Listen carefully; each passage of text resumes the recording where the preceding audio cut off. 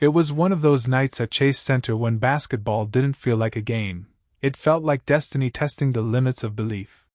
The Golden State Warriors, a team many had written off as aging, inconsistent, and past their prime, stood face to face with the reigning Western Conference powerhouse, the Denver Nuggets.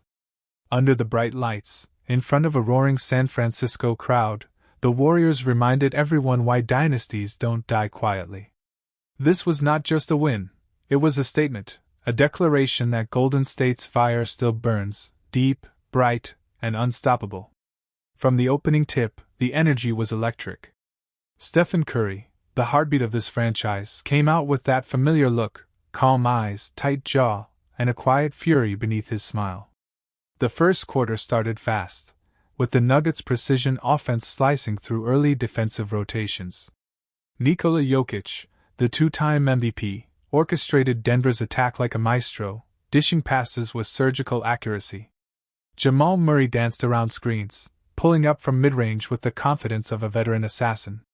But the Warriors were not backing down.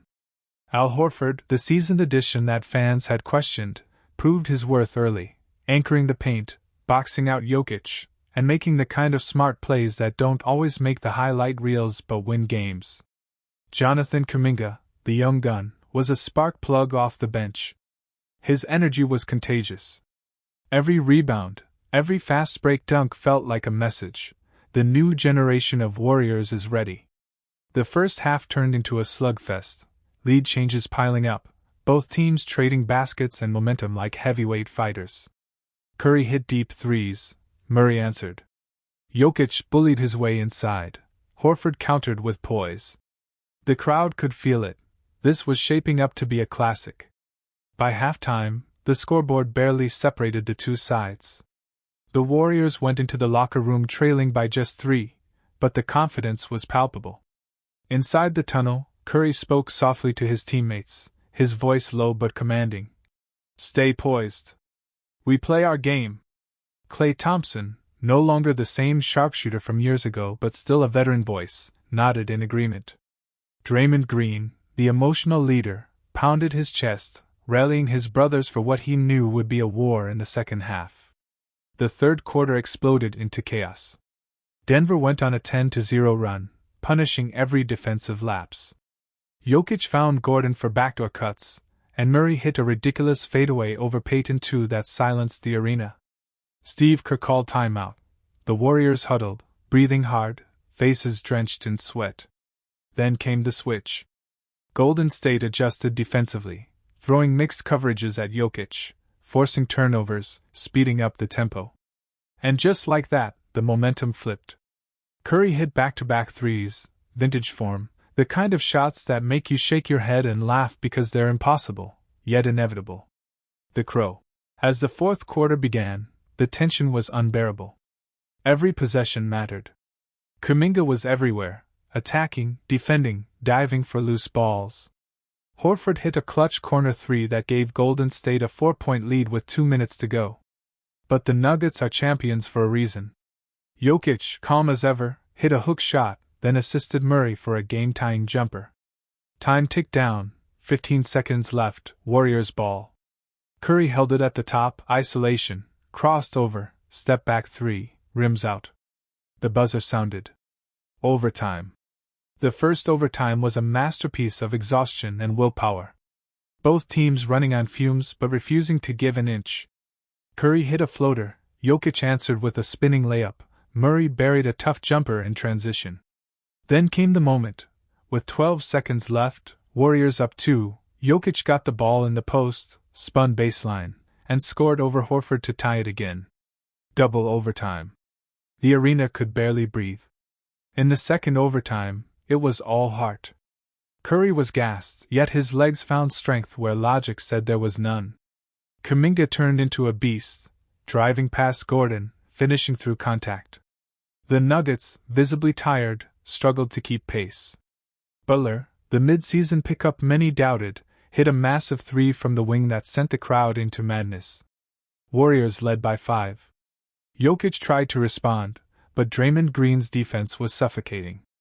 Every screen, every switch, the Warriors communicated like a single heartbeat. With under a minute left, Curry sealed it. The ball swung to him beyond the arc, contested, off balance, no problem. Splash. The Chase Center erupted. Denver called timeout, but the game was done.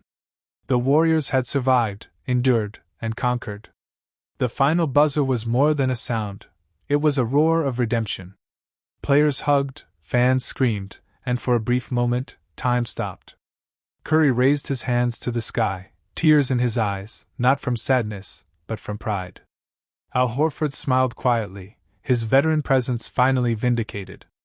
Jonathan Kuminga stood center court, breathing heavily, knowing he had arrived as more than just a young talent, he was part of something legendary.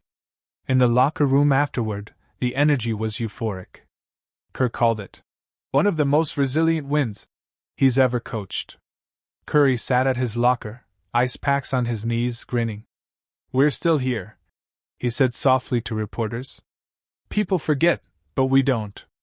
Horford talked about unity. "It's not about who scores, it's about trust."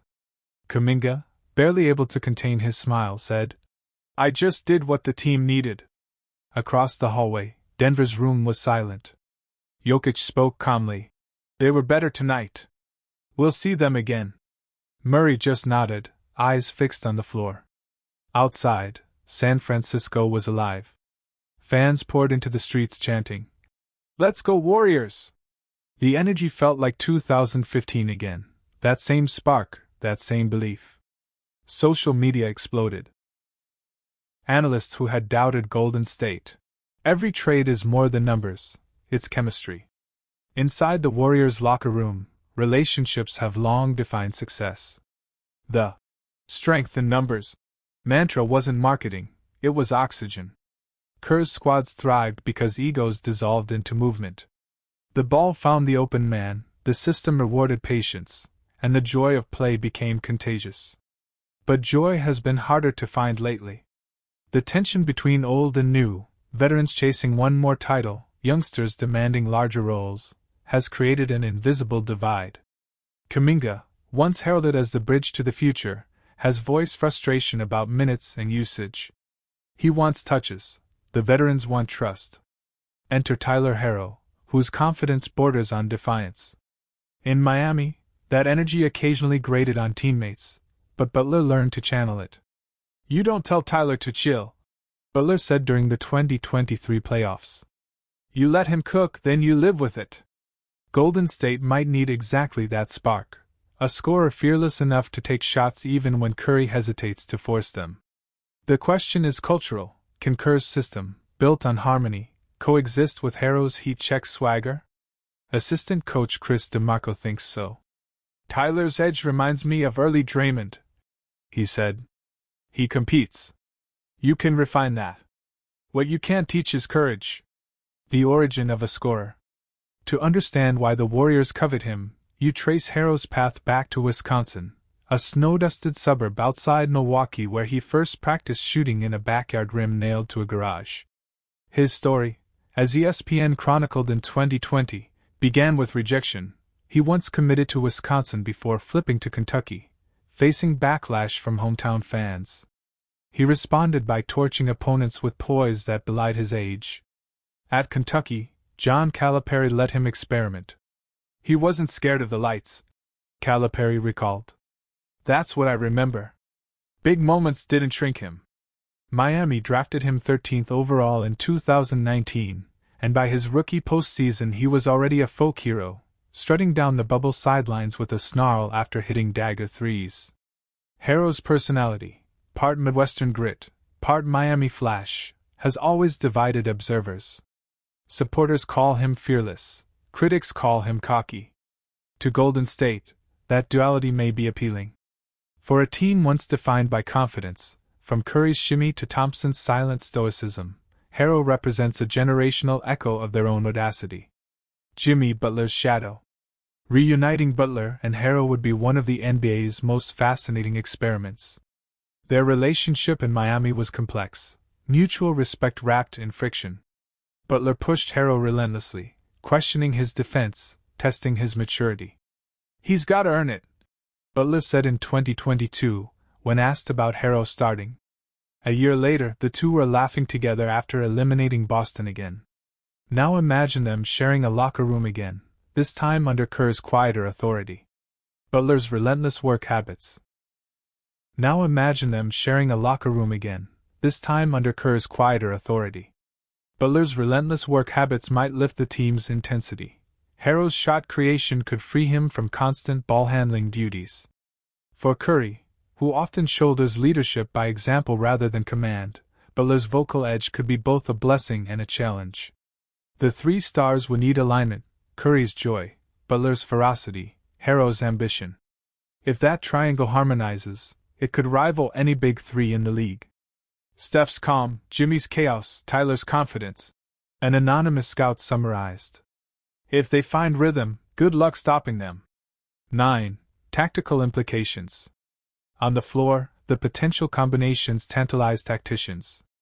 Kerr's offense is predicated on perpetual motion, screens, cuts, split actions that punish defensive indecision. Harrow's ability to handle and pick and rolls adds a dimension missing since Durant left, a secondary creator who can collapse defenses and hit shooters.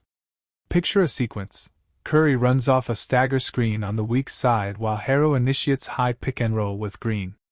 The defense hesitates. Switch and Curry is open, trap and Harrow finds Green short rolling to kick. It's basketball geometry, and Harrow adds new angles. Defensively, the fit is trickier. Harrow's lateral quickness is average, and opposing guards often target him.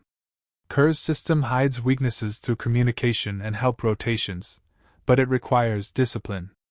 Butler's presence helps. His instinct to switch, rotate, and bark assignments could shield Harrow from mismatches. 10.